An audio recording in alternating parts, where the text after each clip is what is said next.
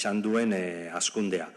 Gaur egun eskaintzen den metro zerbitzua uste dugu ere ez dela nahikoa eta maiztasun handienetatik kanpo gelditu dira Berango, Sopela, Urduliz eta Plentzia udalerriak.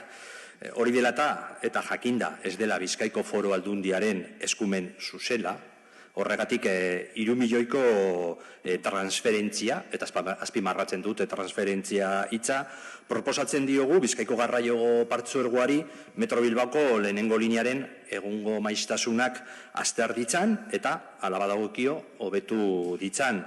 Ibarbengoako egungo maiztasunak adibidez Urdulixeko geltokiraino eramatea izango litzateke helburuetariko bat eta zonaldeko garraio eta mugikortasun baldintzak hobetzea. Eskerrik asko. Eskerrik asko. Turno a favor, en contra, Lerma jauna. Eskerrik asko, jadanik azaldu duan moduan baita Euskal Herria Bilduko bozeramaileak aipatu ere, ez gara zuzenean edo modu zuzenean edo zuzeneko eskumenik eta ardurarik ez daukagu arlo honetan, zerbitzua nola prestatu beharreko horretan.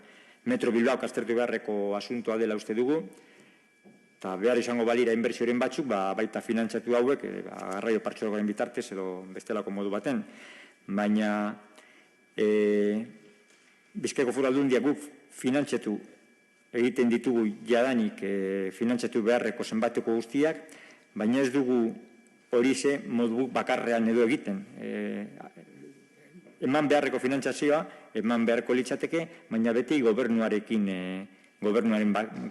batera, eta ez dugu gure kabuz gu bakarrik horrelako ordainketarik egin behar, gure ustez. Orduan kontrako botu emango diogu proposaturiko zuzenketari.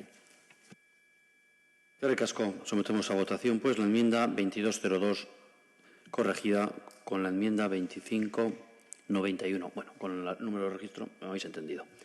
Votos a favor, 5 votos en contra, 9 abstenciones, 1 queda rechazada.